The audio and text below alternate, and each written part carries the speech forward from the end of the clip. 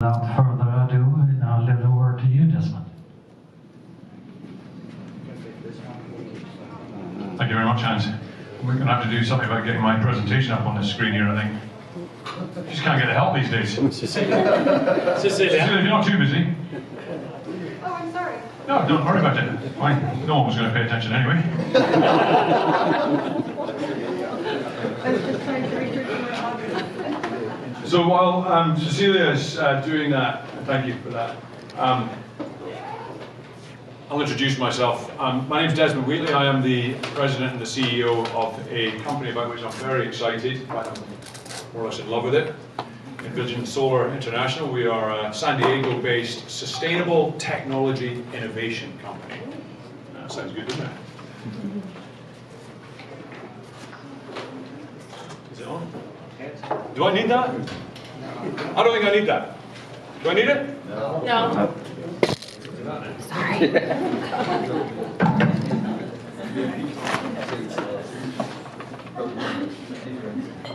I'll figure it out.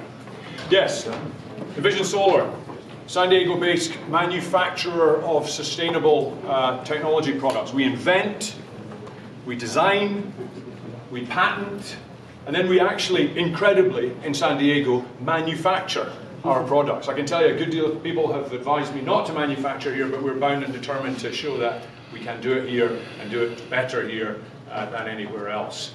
I'll talk to you a little bit more about the company in a few minutes, but first I'm going to say that I'm actually sort of doubly excited to be here speaking with you today, not just because you're obviously a magnificent and intelligent and learned audience, but also because although I am fairly frequently invited to speak at this sort of event, I am rarely, for reasons which will no doubt become apparent to you as I go through my slides, invited back. And this is my second time speaking to the Swedish Chamber of Commerce Green Connections Forum, which can only be explained by either a shared European sense of humour, or perhaps the language barrier. But they're Swedish, so they speak better English than most of us. Or most likely, just some sort of administrative snafu, which got me back on the roster here without anybody checking to see how it went last time. Anyway, here I am, and delighted to be here. Thanks very much for having me, and thanks for giving me your attention. Thanks for all the effort that's gone into putting this together. I'm going to speak to you about what I consider to be one of the most exciting transitions in the history of humanity, frankly. That sounds like a very large nut to crack, but I'm dead serious about it, because I'm going to speak to you about driving on sunshine, moving around, using nothing but the energy produced by converting solar energy into electricity. Driving on sunshine, we call it. And this is exciting for a number of reasons. It's great fun. I've been doing it myself for years. I've been driving electric vehicles for almost a decade now, and I drive on nothing but sunshine myself. Not all of my vehicles have four wheels. In fact, I came here today on my motorcycle. Electric motorcycle, by God, if you've never ridden one, ride one. They are absolutely magnificent. I'm not anticipating a long life, but I'm going to have a fun one. Driving on sunshine is great fun. It's great for the environment and everything else, and it's also a great way to reduce pollution. So I'm going to give you one sort of horrifying, unhappy comment here to get your attention and to tell you part of the reason that this is so important to me. Aside from all the obvious things, I love this beautiful blue planet that we all live on, so far unique as far as we're aware, and we've got to do everything that we can to defend it. But let me just put this to you. Each year, globally, there are 9 million deaths caused by pollution. And of those 9 million, fully 6 million are caused by airborne pollution, almost all of it from transportation. That is a Holocaust a year. A Holocaust every single year. Not caused by psychopathic Nazis in the 30s, caused by complacency and greed and laziness. That's why we do what we do. So, just before I get too far into what we do for a living, I just want to do a quick EV 101. Show of hands, who's ever driven an EV? Good. Who owns an EV? I own 2, actually 3. Okay, not enough of you, all right? Go and drive an electric vehicle, you're going to love them, they're fantastic. Everybody's heard of Tesla, but you probably don't know that there are a couple of hundred, almost 300 electric vehicle models available today from different manufacturers. Every auto manufacturer has plans to either fully electrify their fleet or at least have a full lineup of electric vehicles within their fleet in the next decade. Every company, Ford investing 11 billion, Volkswagen going all electric, I mean, all of them are going to do it. And then there's a whole host of startups that you've never even heard of before that are bringing new vehicles to market with new business models and new ideas and everything else. So it's a rapidly growing and incredible transition. And this is why, when I said this is one of the biggest things that's ever going to happen to humanity, because we've been driving and moving around using fossil fuels, as some of the learned speakers have said before I got started, very damagingly to the planet, extractive technologies, burning stuff, creating smoke and all that sort of stuff. Now we're going to be able to democratize transportation and move around as freely as we like without doing any damage, which is a tremendously exciting proposition. So electric vehicles are coming, and they're going to come in a very big way. Here's what some of the experts think. This is Bloomberg. They're telling us 55% of new vehicle sales and something like 60 million vehicles by 2040. And I'm going to tell you this, they're wrong.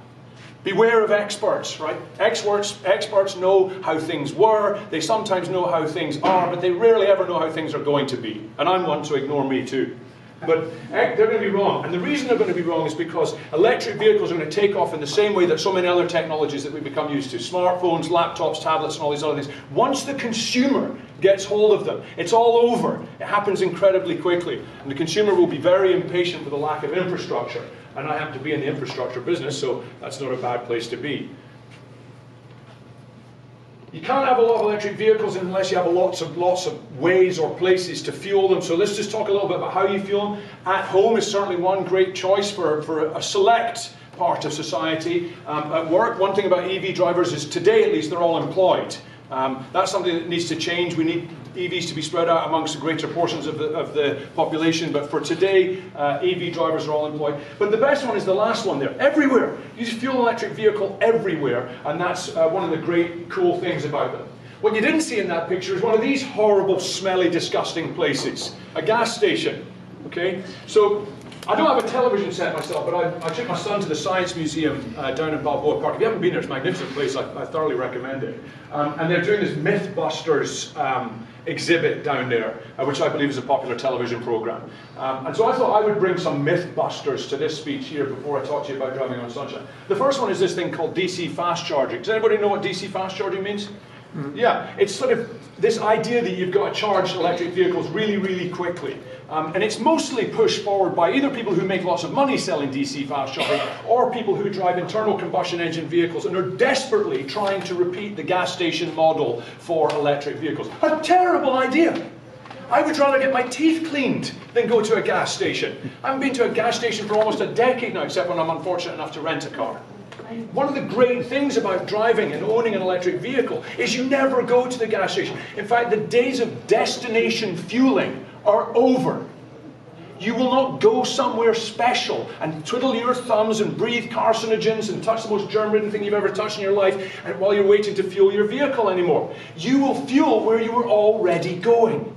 Much better. That's how I live my life now. Fuel when I go home, I fuel when I go to work, and fuel when I go to other places. It takes a bit of thought and planning now because there's not enough infrastructure out there, but you can already do it. In the future, you will fuel where you're already going. So that's the end of destination fueling. This person who's got a DC fast charger in this gas station here, this is a terrible idea.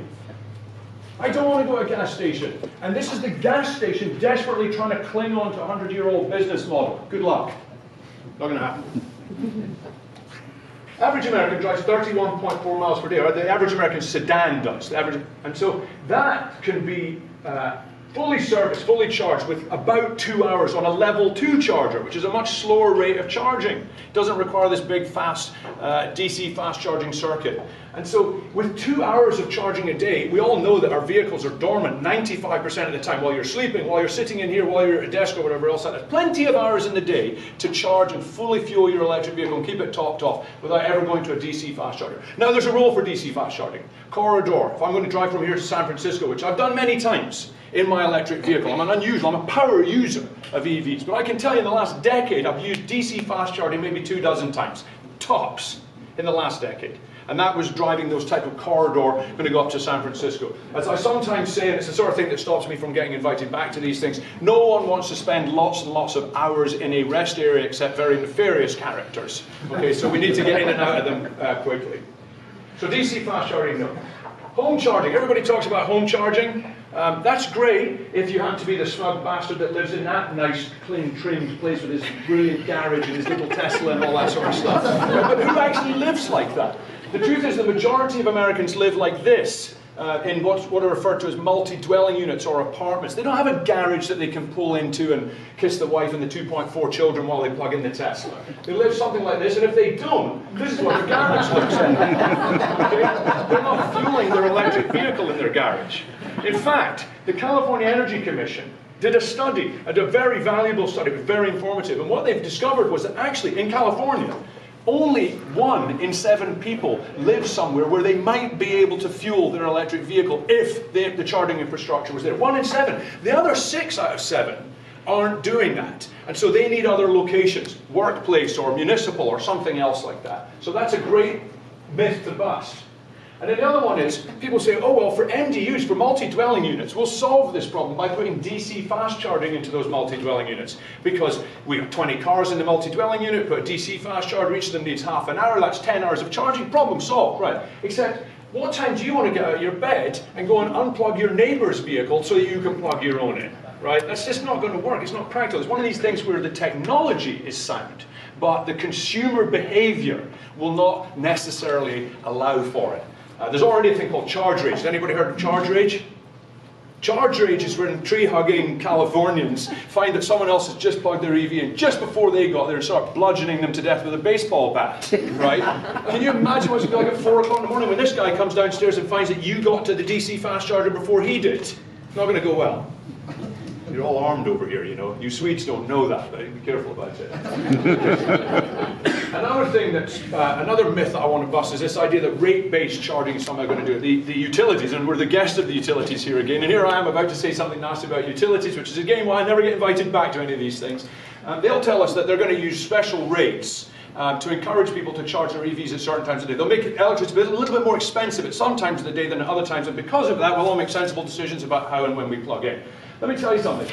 When we had $5 a gallon gas in California, everyone said, that's the end of driving. No one's going to go anywhere. Retail's going to go out of business. Nobody will go to the mall or anything else like that. In fact, there was a 3% reduction in miles driven when we had $5 gas. That tells you that while we all love bitching and moaning about the price of transportation, we don't really care enough to do anything about it. And so rate-based charging, well, it looks good in paper, technology's very good and all that sort of stuff, I just don't see the consumer adopting it. They're going to charge whenever the hell they like. The grid will be perfectly capable of handling all this new load that we're going to put on it. When the US fleet electrifies, which it's going to, there's no question in my mind about it. The global fleet is going to electrify, and this is fantastic news. I couldn't be more excited about that. But when it does, we're going to need about 1.5 terawatt hours a day of power to charge just that 31.4 miles of driving that the average US sedan goes through. Now today, we have a 10 terawatt hour total consumption in the United States. So you can see that's a huge, massive increase, an increase on generation and transportation and distribution like we have never seen in our history. And frankly, I just don't see it happening. Does anybody know how long it takes to build a power line, a transmission line? How long does it take to build a nuclear power station in this day and age? It just, you can't do it overnight. So about multiple decade projects here, we're not going to be ready for this. Something else needs to happen. And then the other one, of course, when you're talking about the utility infrastructure, is blackouts. What happens when there's a blackout? Today, blackouts cost about $200 billion. US businesses spend about $200 billion on blackouts, the business interruptions as a result of them. But when we have an all-electric fleet, think about that. Right? Little Johnny's not coming home from school, you're not driving to work, you're not going to the store or anything else like that because the entire fleet's grounded because the power is down. And by the way, we have more blackouts and brownouts today than we have had at any time in our history. So we need a plan for that too. Now, Byron Washam, who's a chap who I've known for many, many years, talked about vehicle to grid earlier on today, and I'm bust this myth a little bit too. And earlier on, I jokingly said, for God's sakes, don't tell Byron what I said about this, because I don't want him to get angry at me. He's a very intelligent guy, and I'm scared of very intelligent people on a certain level. But actually, Byron's intelligent enough for me to take the piss out of him a little bit about this, so I'm going to anyway. Vehicle to grid is a technology that I love. It makes a great deal of sense, and again, there's nothing in science or technology that prevents it. But folks, we've had technology in the US for over a decade now, which would allow the utilities to reach into people's homes and just adjust their thermostats by 1 or 2 degrees, which would prevent rolling blackouts and brownouts. But the consumer won't allow it. They don't want Big Brother reaching into their home and adjusting their thermostats. So on that circumstance, how likely is it that the consumer is going to allow Big Brother to reach into their batteries in their vehicles and use them for grid balancing and all that sort of stuff? Again, nothing in science and technology against it, and I happen to love the technology. I'm a technologist. I just don't see the consumer buying it. I think Americans are going to say, hands off my battery. In fact, Jim Byrne, my Director of Business Development, who's sitting here, said something very funny to me yesterday. He said, I'm not having V to G. He's an EV driver. He said, I'm not having V to G. I'll have V to me. I like the sound of that. He wants to power his home with his car battery, but he's not giving it to the utility. I thought that's a magnificent way to put it. V to me. Yeah, that'll happen. V to G, I'm not seeing it. So, one other quick myth to bust here, maybe 1 or 2. It's getting easier to install grid-tied chargers. That's what all the jurisdictions are telling us. They're making it easier to permit them and to go through all the planning and all that sort of stuff, except it's taking longer and longer, which is usually what happens. In California, the Department of General Services takes an average of 18 months from the first planning sessions to install a grid-tied EV charger to the time that you can actually plug an electric vehicle into it. And in New York, it's about 24 months. And by the way, in New York, it costs $2,000 to dig a trench this long and return it to asphalt. So if you go 100 feet, that's $200,000 just for the trenching alone. You still haven't charged a car or anything like that. So 24 months, a couple $100,000 to get a grid-tied charger in the ground. There must be a better way. Must be a better way. Oh, and then one final myth here. You have to be in Phoenix to take advantage of solar. You can't believe how often I hear this. I run a solar company. People are always telling me about solar, teaching me stuff I don't know. And they all tell me, hey, your stuff's fine as long as you're in Phoenix and all sorts of stuff. Actually, honestly, it works worse in Phoenix. Solar doesn't like heat. Solar likes sunshine and cold to work well. So just know that. And just to sort of prove it, here's driving on sunshine in Pittsburgh, of all places. Our largest customer today is New York City. Anybody spent the winter in New York ever? Woo! Not exactly solar country, I'll tell you. And yet, we're charging New York City fleet vehicles throughout the winter, NYPD. So I said there's got to be a better way of dealing with all of this, right? We have to find some way to rapidly deploy lots of EV charging infrastructure because we're going to need hundreds of thousands of them down the road. We can't rely on the grid, not only. We can certainly use the grid, but we can't be 100% reliant upon it. We certainly can't take 18 to 24 months to install all these grid-tied chargers because we're going to need hundreds of thousands, or actually millions of them. It needs to be a better way. And I'm going to tell you, we have one of the better ways. This thing that you're looking at here is an image of our product. We call it the EV ARC, Electric Vehicle Autonomous Renewable Charger. Autonomous is the most important word there. It's not connected to anything, like Ned's magnificent product. Ned, where are you? There you are. Ned's magnificent product. We're not even connected to the ground. There is nothing but Isaac Newton's theory holding our product to the ground. And I'm going to tell you, it's not his theory holding it down, it's the thing that his theory describes. By the way, Americans in the crowd, theories are real, okay? It's not just an idea, it means something, all right? That product that you're looking at there, I'll just wander over here because I want to show you, I'll talk you through it a little bit. We convert sunlight into electricity up here. We take that through our patented tracking solution because that way we get about 25% more electricity than if it didn't track. And then we store the electricity down here in energy storage, and then there's a bunch of electronics and computers and things like that down here which make the electricity intelligently useful. And then we pass it through anybody's EV charger. This is a ChargePoint EV charger. ChargePoint's the most sort of common EV charger brand out there today. So we're agnostic. We don't make the EV charger, we just create a mounting asset and a source of energy for it. And because we do that, we're able to deploy these things really quickly. In fact, just going back to that slide, I met with California Secretary for Transportation, Brian Kelly, in that location when we had that thing deployed there. And I asked him a question. By the way, Brian Kelly has a budget bigger than most nations in the world. And I said to Brian, how long do you think it would take to get this thing? Actually, I said, Secretary Kelly, how long do you think it would take to get this thing installed in this location if it was grid tied? And he just laughed and said it would never happen, not in a million years. And I said, yes, and we did it in 4 minutes. Permanent installation, permanently powered in 4 minutes. That's the great promise here. This allows for other interesting business models. I'm not going to spend a lot of time on this, but we use outdoor media to pay for the infrastructure.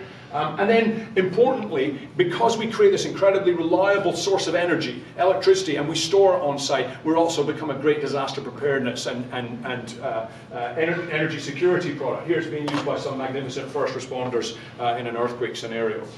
It has a lot of different uses. I mentioned I rode a motorcycle here today. We bundle it with electric motorcycles, electric bicycles. But probably the most exciting thing is, how do we get it to site? Here it is. It's actually towed like a boat trailer. So if you have the skill sets required to tow a boat trailer and park it in a parking space, which I recognize is not everybody, fortunately though there are quite a few people who can do that, then you can deploy an EV up in about 4 minutes.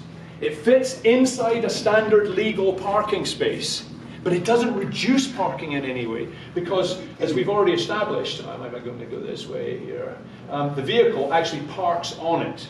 So we go inside a legal size parking space, but we don't reduce parking in any way because the vehicle parks on it, which is an absolutely crucial part of it. I won't go into why, it's going to take too long. So if you're going to do grid-tied EV charging, you're going to have to go through a bunch of engineering and planning and construction and trenching and pouring concrete and switchgear upgrades and all sorts of other things like this. This is what takes 18 months or 24 months. It's unfortunately, and I say it is unfortunate, it takes a lot of time and effort and energy and money to get that done. That was cool, the marketing department will be happy with that. We get rid of all of that. We don't do any of that stuff. All of that work that takes 18 months